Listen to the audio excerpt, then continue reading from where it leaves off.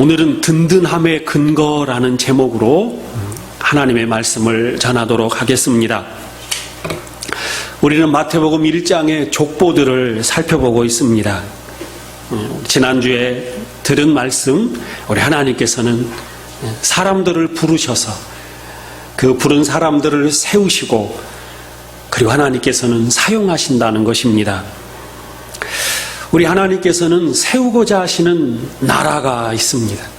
하나님의 나라. 그 하나님의 나라는 사람을 불러서 하나님께서 그 사람들이 함께 기거하는 나라를 세우고자 하십니다. 아브라함과 다윗으로 대표되는 하나님의 약속하신 것은 하나님은 나라를 세우시겠다는 것입니다. 우리가 생각하는 대한민국이라는 나라, 미국이라는 나라, 일본이라는 나라, 그런 나라가 아니라 영원히 무너지지 않는 하나님의 나라, 하나님의 도성을 세우시겠다는 것입니다. 하나님의 의지로, 하나님의 능력으로, 하나님의 권능으로 이 족보에 기록되어 있는 사람들이 비록 부족할지라도 그들에게 사명을 주고 그들에게 일을 맡겨주시고 하나님께서 약속하셨는데 그들은 실패했지만 결국 족보를 통하여 예수님을 보게 합니다. 이 족보의 마지막에 등장하는 찬란한 예수 그리스도, 예수 그리스도가 오심으로 하나님께서 세우고자 하시는 나라를 하나님의 손으로, 하나님의 능력으로, 하나님의 권능으로 세우시겠다는 것입니다. 이 족보는 로마 제국의 그런 식민지로 이스라엘 그 조그만 나라는 실패했습니다.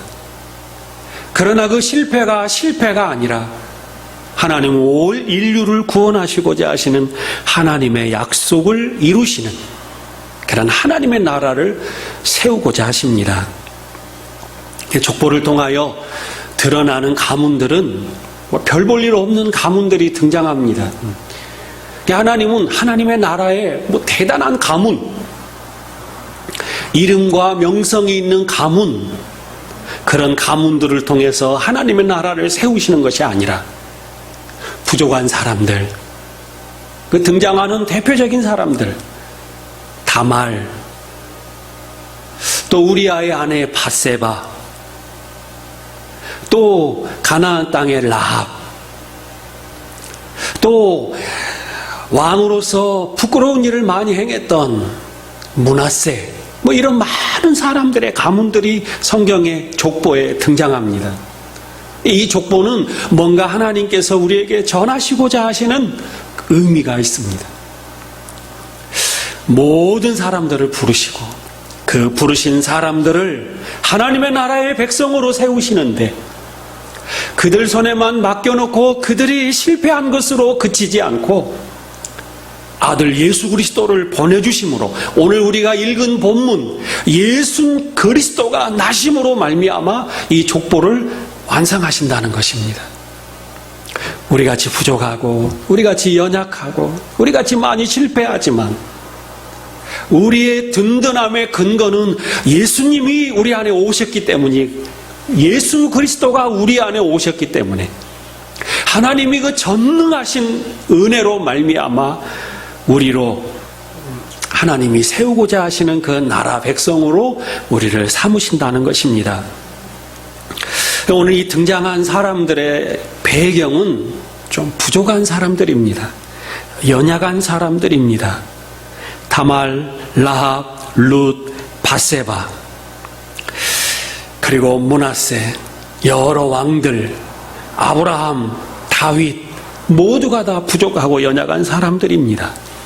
그들이 능력이 있어서, 그들이 뭔가 남달라서, 그들이 특별해서 그들로 하여금 하나님의 나라가 세워진 것이 아니라 모든 하나님 부르신 사람들은 그들 스스로의 힘으로 하나님의 나라를 세운 것이 아니라 오늘 하나님이 예수 그리스도를 보내주심으로 하나님의 나라 백성으로 삼으신다는 것입니다. 하나님의 의지, 하나님의 뜻과 계획, 예수 그리스도로 말미암아 세우고자 하시는 그 영원한 나라, 오늘 그 예수님께 우리가 주목하고자 합니다. 이 족보에 나타나는 모든 부름받은 사람들의 특징은 하나님이 긍휼을 베풀어 주시는 그러한 사건들이 다 담겨져 있습니다.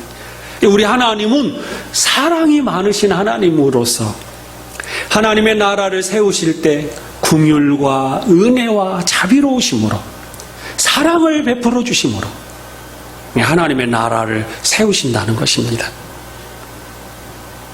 우리는 이미 예수 그리스도를 영접함으로 그 하나님의 사랑을 체험한 사람들입니다. 하나님은 두려움으로 심판으로 하나님의 나라를 세우지 않고 사랑을 많이 베풀어 주어서 긍휼을 많이 베풀어 주어서 하나님의 나라를 세우십니다. 하나님은 다 계획이 있으십니다. 하나님은 목표가 있으십니다. 이 족보를 통하여 그 하나님을 발견하게 하는 것입니다. 마태복음 1장의 족보는 그 하나님을 바라보고 예수님을 바라볼 수 있도록 이 족보는 그렇게 쓰여져 있는 것입니다. 우리는 하나님의 그 능력을 성경을 통하여 바라봐야 합니다. 로마서 3장 6절 말씀에 보면 내가 복음을 부끄러워하지 아니하노니 이 복음은 모든 믿는 자에게 구원을 주시는 하나님의 능력이 됨이라. 먼저는 유대인에게요 그리고 헬라인에게로다. 그리고 또한 우리에게로다. 복음은 하나님의 능력을 나타내고자 하는 것입니다. 하나님의 능력으로 나와 같이 보잘것없는 나에게도 하나님이 사랑을 부어주셔서 그 하나님의 능력으로 우리를 구원해 주신 것입니다. 오늘 이 자리에 있는 것은 하나님의 은혜요 하나님의 능력이요 우리가 구원받은 것은 오직 하나님의 그 자비하심과 기다리심과 은혜를 부어주심으로 우리가 구원받은 것입니다. 하나님의 능력으로 내가 구원받았다. 복음은 우리가 구원받은 것은 내가 뭔가 일을 해서 그 일의 결과로 받은 것이 아닙니다. 나는 마음의 문을 열고 예수님을 내가 영접했어요. 이것을 내 일로 생각하는데 우리는 거기에 초점을 맞추지 않고 이 족보를 통하여서 하나님이 얼마나 큰 사랑을 유대인에게 헬라인에게 그리고 우리에게까지 나에게까지 그 큰 사랑을 부어주셔서 그 하나님의 능력으로 말미암아 우리를 구원하셨다라고 성경은 가르쳐주고 있습니다. 우리는 허물도 많고 죄도 많고 자격도 없고 공로도 없는데 하나님의 능력이 나를 구원하신 것입니다. 이 족보를 통하여 우리가 알 수 있는 것은 로마서 3장 21절에 이런 말씀이 있습니다. 이제는 율법 외에 하나님의 한 의가 나타났으니 율법과 선지자들에게 증거를 받은 것이라. 곧 예수 그리스도를 믿음으로 말미암아 모든 믿는 자에게 미치는 하나님의 의니 차별이 없느니라. 모든 사람이 죄를 범하였음에 하나님의 영광에 이르지 못하더니 그리스도 예수 안에 있는 속량으로 말미암아 하나님 은혜로 값없이 의롭다 하심을 얻은 자 되었느니라. 이 족보와 이 사도 바울의 로마서 말씀과 얼마나 일맥상통한 내용입니까? 족보에 등장하는 사람들, 그 사람들 한 사람 한 사람이 로마서 3장 21절, 22절, 23절, 24절의 말씀과 아주 정확하게 일치하고 우리 또한 이 말씀에 맞습니다. 아멘하고 이 말씀에 우리가 구원을 확인할 수가 있는 것입니다.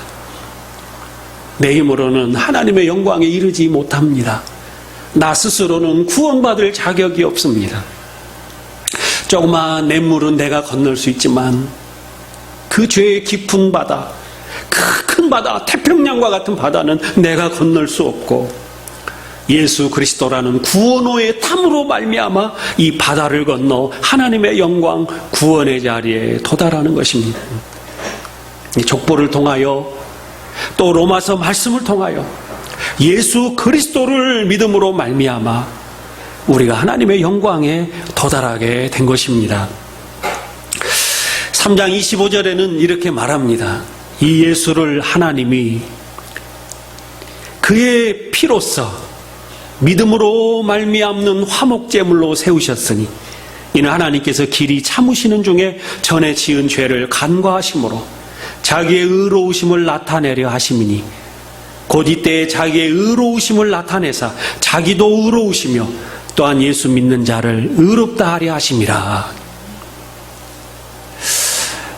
예수님을 이 하나님께서 십자가에 내어놓으심으로 말미암아 하나님도 의로워지시고 또한 예수 믿는 우리도 의롭게 하시려고 이 하나님은 그 하나님의 나라 백성을 그렇게 세워가신 것입니다. 하나님이 예수님을 보내주심으로 그 예수님의 피로 말미암아 그 예수로 말미암아 우리 하나님도 의로워지시고 또한 우리까지도 예수 믿는 우리까지도 의롭게 하시겠다라는 약속입니다. 오늘 우리의 구원을 설명하는 이 많은 성경들을 우리가 조금 읽어봤지만 우리의 구원을 설명하는 모든 말씀은 하나님을 주목하게 합니다. 하나님으로 말미암아 우리가 구원을 받았다는 것입니다. 하나님의 사랑으로 말미암아 그 아들 예수 그리스도로 말미암아 우리가 구원을 얻게 되었다는 것입니다. 우리 구원의 든든함은 하나님이 나에게 하셨기 때문에 그렇습니다. 불쌍한 나를 하나님이 찾아오셔서 나를 붙잡아 주셨고 구원해 주셨다는 것입니다. 내가 하나님을 찾아간 것이 아니라 하나님이 나를 찾아오셨기 때문에 구원이 든든하다라는 것입니다. 구원은 보상으로 받을 사람이 아무도 없습니다. 구원은 오직 하나님의 은혜로 구원을 받습니다. 하나님이 열심히 우리 하나님의 그 열정이 하나님의 그 큰 사랑이 그냥 우리를 버려두지 아니하시고 우리에게 찾아오셔서 내 마음이 교회 가고 싶은 마음이 생기고 그 하나님이 내 마음을 두드려 주시어서 예수님을 믿고 우리가 구원을 얻게 된 것입니다. 그러니까 우리의 구원을 우리는 나에게서 근거를 찾으려고 합니다. 그러면 어떤 사람은 그래 나는 구원받을 만해. 그 구원의 근거를 자신에게서 찾습니다. 그래 나는 교회도 잘 다니고 나는 성품이 착하고 나는 좋은 일도 많이 하고 구원의 근거를 자기 자신에게서 발견합니다. 그런데 이것은 금방 흔들립니다. 금방 좌절합니다. 나 같은 것은 구원받을 만한 자격이 없어. 구원의 근거가 나에게 있으면 늘 자만해지거나 절망 가운데 빠집니다. 내가 이렇게 악한 일을 행하고도 내가 과연 구원받을 만한 사람이던가? 나에게서 나를 바라보면 구원이 반드시 흔들리게 되어 있습니다. 그래서 성경은 자꾸 하나님을 보게 하는 것입니다. 족보를 통하여 기록된 이 많은 사람들 이 족보를 보고 인간은 이렇구나 하나님의 영광에 이르지 못하는구나. 그래서 예수님이 탁 등장하는 것입니다. 그래 이래서 예수님이 오셨구나. 예수님이 부족하고 연약한 나를 보혈로서 씻어주시고 나를 구원해 주시는구나. 하나님은 나를 포기하지 않으셨구나. 하나님의 사랑은 참으로 놀라운 사랑이구나. 우리는 하나님의 능력으로 하나님께서 친히 은혜를 베풀어 주심으로 하나님의 나라를 세우실 것입니다. 하나님 우리의 죄를 간과해 주시고 나의 더러운 죄를 보혈의 피로 십자가에서 속량하시고 그리고 우리를 믿음으로 의롭게 하시고 그리고 하나님의 자녀로 끝까지 하나님의 도우심으로 말미암아 우리를 구원해 내실 것입니다. 나는 중간에 포기할 수도 있지만 하나님은 포기하지 않습니다. 나는 내 자신이 너무 혐오스러워서 내 자신을 나는 버릴 수도 있지만 하나님은 버리지 않습니다. 내가 구원받은 것은 하나님이 나를 사랑하신 것이구나. 그 하나님을 바라보는 우리의 신앙이 되기를 원합니다. 이스라엘 백성들을 구약에서 구원하실 때 출애굽의 역사를 우리는 살펴봅니다. 하나님은 모세를 부르셨습니다. 그 모세를 통하여 애굽에서 고통받고 있는 백성을 구원해내라는 것입니다. 모세는 믿을 수가 없었습니다. 내가 어떻게 이런 일을 합니까? 모세에게는 상처가 있었습니다. 자기 자신이 왕자의 신분으로 있을 때, 히브리 동족이 고통당하고 있을 때, 모세는 자기의 힘으로, 자기의 능력으로 이스라엘 백성들을 구원해내고 싶었습니다. 히브리 백성들을 구원해내고자 했습니다. 그래서 애굽의 군병을 쳐서 죽이는 살인사건까지 저지릅니다. 사람을 죽이기까지 노력했던 사람이 모세입니다. 그런데 히브리 사람들은 모세를 알아주지 않았습니다. 모세는 서운해서 내가 이렇게까지 히브리 민족을 사랑하는데 나를 배신하다니, 모든 것을 실패하고 모세는 미디안 광야로 도망칩니다. 그 상황 속에서 하나님이 찾아오신 것입니다. 저 노예로 신음하는 내 백성을 구원해내라. 그 구원의 사건은 하나님의 의지요, 하나님의 능력이요, 하나님의 계획이요, 하나님의 뜻으로 애굽에 신음하는 백성을 모세를 통하여 건져내십니다. 모세는 확답을 받고 싶어 합니다. 하나님, 나는 못합니다. 맞습니다. 인간은 못합니다. 하나님이 보여주십니다. 모세야, 너와 만난 이 자리에서 저 고통받는 히브리 백성들이 다 나와서 이 자리에서 예배하는 광경을 너는 보게 될 것이다.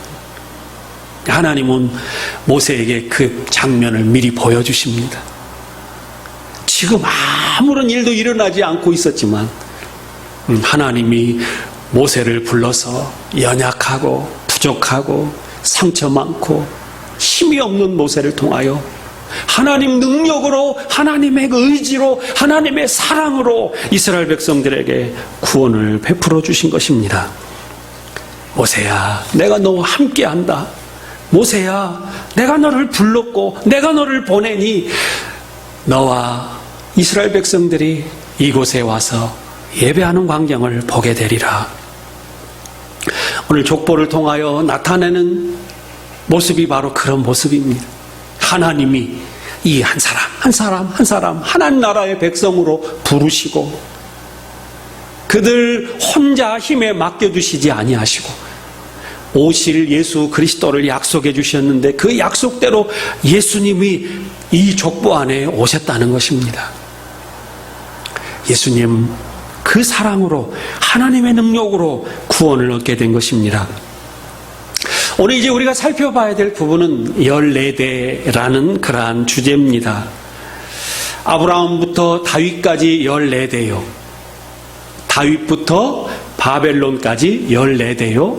바벨론부터 예수님이 오실 때까지 14대라 오늘 우리가 본문을 읽었습니다. 우리는 이 성경을 통하여 다른 족보와 비교해보면 족보 가운데 6명의 왕이 빠져 있습니다. 14대라고 말했는데 실제 다른 구약과 비교해 볼 때 왕들의 이야기가 6명이나 빠졌습니다. 그래서 어떤 사람들은 이 14대가 다른 성경과 일치하지 않기 때문에 이건 좀 의심해 볼 만하다라고 말도 합니다.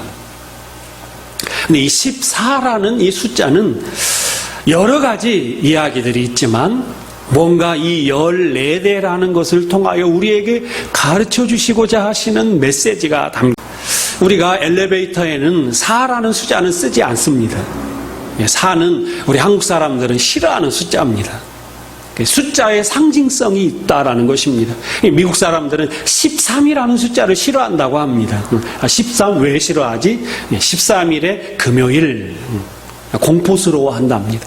성경에 등장하는 14라는 숫자는 의외로 많이 등장합니다. 6월절은 14일입니다. 6월절 절기를 지킬 때 이 14라는 의미, 6월절은 어린 양의 보혈로 구원을 얻은 사건, 그 구원받은 사람들의 출발이 14일입니다. 정월 14일, 14일. 그리고 사도 바울도 마찬가지입니다. 다메섹에서 예수님을 만나고 그리고 바나바를 만나기까지 바울의 인생 가운데 교회 안에서 새롭게 출발할 때 그게 14년입니다. 바울의 인생이 사명자로 시작할 때 14라는 숫자를 사용합니다.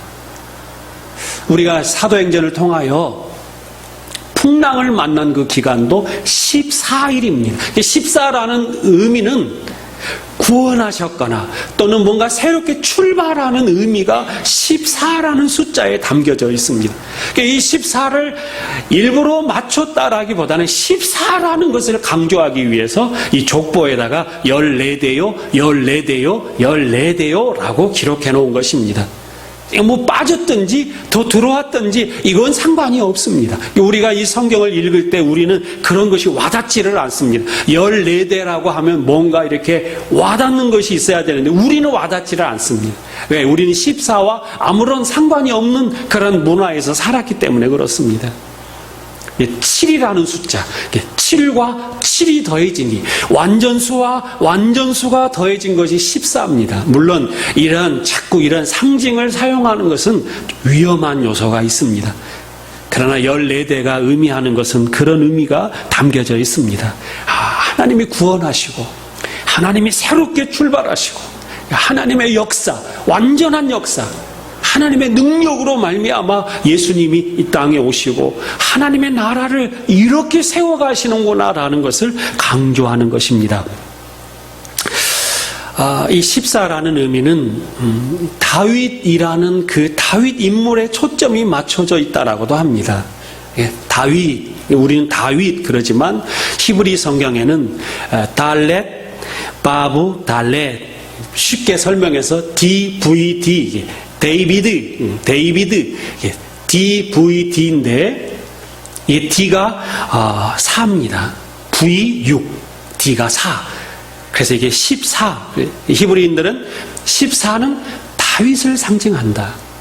진흙덩 속에 빠져있는, 흙탕 속에 빠져있는 다윗을 하나님이 목동 그 죄 가운데에서 부르시고, 밧세바를 범죄하는 그 더러운 다윗을 또 하나님이 국률로 용서해 주시고 씻기셔서 하나님 나라를 세우시는 일꾼으로 세우시는 그러한 어떤 구속의 하나님, 은혜의 하나님, 용서의 하나님이 이 족보 안에 담겨져 있다는 것입니다.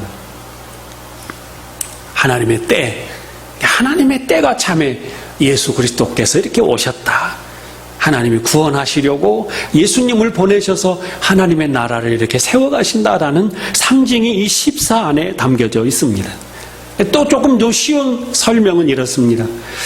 처음 14대는 하나님께서 가르치시는 시기입니다. 아브라함부터 다윗까지. 이 기간에는 하나님이 친히 나타나셔서 아브라함의 이야기, 또 이삭의 이야기, 야곱의 이야기, 이런 창세기 이야기들 하나님이 친히 가르쳐 주시고 모세의 이야기, 시내산에서 율법을 가르쳐 주시고 하나님께서 다윗 때까지 왕이 세워지기 전 다윗까지 하나님께서 친히 가르쳐 주신 시기. 이 시기 하나님이 친히 가르쳐 주어도 인간이 하나님의 영광에 이르지 못했다라는 사실이 이 14 안에 담겨져 있습니다. 이 14대요. 하나님께서 친히 가르쳐 주신 이 14대요. 인간의 어떤 실패요. 그리고 다윗부터 바벨론까지. 다윗은 왕입니다. 이제는 사람이 왕이 되어서 사람이 왕 노릇하면서 이제는 하나님 영광에 이르도록 그들이 행했는가? 바벨론에 의해서 결국 나라가 망해버렸다는 것입니다. 왕으로서 인간이 왕 노릇하면서 이 14대 동안 자기 자신들이 힘을 가지고 능력을 가지고 권세를 가지고 행했어도 하나님의 영광에 이르지 못하다니. 그리고 바벨론부터 예수님 오시기까지는 암흑시기라고 합니다. 바벨론 유수부터 예수님 오시기까지 우리는 인간의 과학과 인간의 철학, 인간의 종교 이런 것들이 아주 찬란한 꽃을 피웠던 기간입니다. 로마의 그 건축 양식, 그리고 시탈타가 등장합니다. 바벨론부터 예수님이 오시기까지 조로아스터교, 이슬람, 불교, 인간의 철학, 모든 인간이 가장 지성으로 생각하고 인간의 수준, 인간의 능력이 가장 높았던 기간이 바벨론부터 예수 그리스도의 오시기까지 14대가 상징하는 것입니다. 이 족보 안에서 우리들에게 설명하고자 하는 이 큼지막한 14대 이 모든 것의 결말에 예수 그리스도가 있다는 것입니다. 인간이 하나님 말씀을 직접 받아서 자기들이 해보려고 해도 못했고, 인간이 왕 노릇하면서 왕국을 세우려고 해도 못 세웠고, 그리고 세상의 많은 철학과 학문과 그들의 군사력과 그 모든 것으로 해도 예수 그리스도 외에는 그 인간의 그 허무함과 두려움과 불안함을 해결할 수 없었다. 그래서 예수님이 오신 것입니다. 예수 그리스도의 나심은 이러하니라. 그리고 이제 예수님이 우리가 성탄절 때 많이 그런 본 본문이 이제 17절 이후에 시작되게 된 것입니다. 우리 인간의 마음은 만족과 감사가 내가 왕이 된다 한들, 내가 세상적인 지식과 학문과 명예가 아무리 있다 한들 인간의 빈 마음은 채워질 수가 없습니다. 불안한 것입니다. 예수님, 하나님 그 큰 사랑을 받을 때에만, 하나님의 긍휼과 은혜로 보내주신 그 예수님이 우리 안에 있을 때에만 우리는 만족하고 감사하고 찬송할 수가 있는 것입니다. 자동차가 아무도 없을 때는 마을에 자동차만 있으면 최고 부러운 사람이었습니다. 차만 몰고 나가면 사람들이 와 부러워하면서 저 사람은 뭘 하길래 저렇게 자가용을 타고 다니나, 그 마음이 채워졌습니다. 그런데 금방 그 마음속에 차가진 것이 아무것도 아닌 것이 되어버렸습니다. 요즘은 다 누구나 다 차가 있기 때문에 차가진 것만으로는 만족할 수가 없습니다. 그때는 그렇게 마음이 채워졌는데 불과 몇십 년 흐르자 이제는 마음이 고통스럽습니다. 나는 이 구닥다리 차를 타고 다니는데 저 사람은 저렇게 좋은 차를 타고 다니냐. 차가 없어서가 아니라 좋은 차, 멋진 차, 자랑할 만한 차가 아니니까 그 마음속에 다시 텅 빈 것처럼 좌절과 열등감에 빠져버리는 것입니다. 14대 의미는 그런 의미가 있습니다. 예수님 아니고는 그 무엇도 우리의 마음이 채워지지 않는다는 것입니다. 헬라는 전 세계를 통일해버리지 않았습니다. 헬라 문화, 헬라 건축 양식. 그러나 새로운 현대적인 기법이 들어왔을 때 그것은 금방 무너져버리고 만 것입니다. 오늘 우리는 우리가 하나님 앞에 얻어내려는 것과 하나님이 우리에게 주시려는 것과 큰 차이가 있는 것을 이 족보를 통하여 발견합니다. 성경은 이 하나님을 우리에게 알려주시고자 하십니다.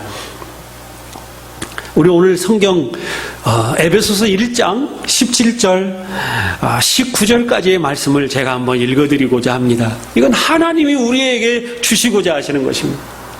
우리가 우리는 이러한 소원이 없는데 성경은 이 소원을 우리에게 가르쳐 주십니다. 제가 한번 천천히 읽어드리겠습니다. 우리 주 예수 그리스도의 하나님 영광의 아버지께서 지혜와 계시의 영을 너희에게 주사 하나님을 알게 하시고 너희 마음의 눈을 밝히사 그의 부르심의 소망이 무엇이며 성도 안에서 그 기업의 영광의 풍성함이 무엇이며 그의 힘의 위력으로 역사하심을 따라 믿는 우리에게 베푸신 능력의 지극히 크심이 어떠한 것을 너희로 알게 하시기를 구하노라. 얼마나 멋진 말입니까? 우리 책상 앞에다 또는 냉장고에 이런 말씀을 붙여놓게 되기를 원합니다. 하나님 알게 해주세요. 나를 부르신 그 하나님의 그 부르심의 소망이 무엇이며 영원한 하나님의 나라의 그 영광의 풍성함을 알고 나를 구원하실 때 그 하나님의 힘과 위력으로 나를 붙잡고 역사하시고 얼마나 큰 사랑을 나에게 베풀어 주셨는지 우리가 알기를 원합니다. 우리는 에베소 1장 강해는 아니지만 에베소 1장은 계속해서 이렇게 말씀을 이어갑니다. 그의 능력이, 하나님의 능력이 그리스도 안에서 역사하사 죽은 자들 가운데서 다시 살리시고 하늘에서 자기의 오른편에 앉히사 모든 통치와 권세와 능력과 주권과 이 세상뿐 아니라 오는 세상에 일컫는 모든 이름 위에 뛰어나게 하시고 또 만물을 그의 발 아래 복종하게 하시고 그를 만물 위에 교회의 머리로 삼으셨느니라. 교회는 그의 몸이니 만물 안에서 만물을 충만하게 하시는 이의 충만함이니라. 하나님은 능력으로 우리에게 이 사실을 알리고자 하십니다. 내가 소원하는 것, 내가 가지고 싶은 것, 내가 바라는 것, 내가 앙망하는 것, 그거 우리 지금은 고백하지 않았지만 그것이 아니라 하나님은 그 능력으로 우리를 교회로 불러주셨습니다. 그리고 우리의 믿음의 든든한 이유는 우리는 우리의 머리가 예수님이시라는 사실입니다. 예수님이 이 땅에 오심으로 예수 그리스도가 나에게 오심으로 우리 예수님이 너는 저만치 가 있어라 그렇게 하시지 않고 그분의 머리에 우리를 몸으로 붙여주셨어요. 머리와 몸은 일체입니다. 예수 그리스도의 그분의 능력, 그분의 은혜, 그분의 사랑, 그분의 구원. 몸이 죽으면 머리도 죽고 머리가 죽으면 몸도 죽는 것입니다. 운명이 같습니다. 그래서 머리도 살고 몸도 살아야 합니다. 그래서 우리를 항상 살려주시는 교회로 우리를 불러주셨다는 것입니다. 오늘 종교개혁주일에 예수님을 우리가 더욱더 우리가 사랑하고 그 예수님과 한 몸이 되어서 머리이신 예수님과 한 생명으로서 그분으로 인하여 우리의 구원이 더욱더 든든하고 우리의 모자람과 우리의 연약함이 더욱더 주님 앞에서 밝히 보여지고 십자가를 더욱더 의지하고 머리에 부끄럽지 않는 몸으로 우리가 더욱더 거룩하게 세워지는, 그리고 우리가 흔들리지 않는 기쁨 가운데 하루하루 하나님으로 인하여 기뻐하는 그런 우리의 신앙이 되기를 간절히 바랍니다. 이제는 우리 주 예수 그리스도의 은혜와 하나님 아버지의 크고도 놀라우신 사랑하심과 성령님의 위로 교통 충만케 하심이 오늘 예수 그리스도의 오심을 나타낸 족보를 통하여 하나님이 우리를 얼마나 사랑하시며 예수님을 우리에게 선물로 주신 그 십자가의 놀라운 사랑을 다시 한번 간직하며 우리도 새롭게 믿음 안에서 다시 출발하며 기쁨과 감사와 찬송의 향기를 세상에 바라며 살아가기로 결단한 이 자리에 함께 모인 주의 거룩한 백성들 위해 가정과 일터와 교회 위에 영원토록 함께 하시옵기를 간절히 축원하옵나이다. 아멘.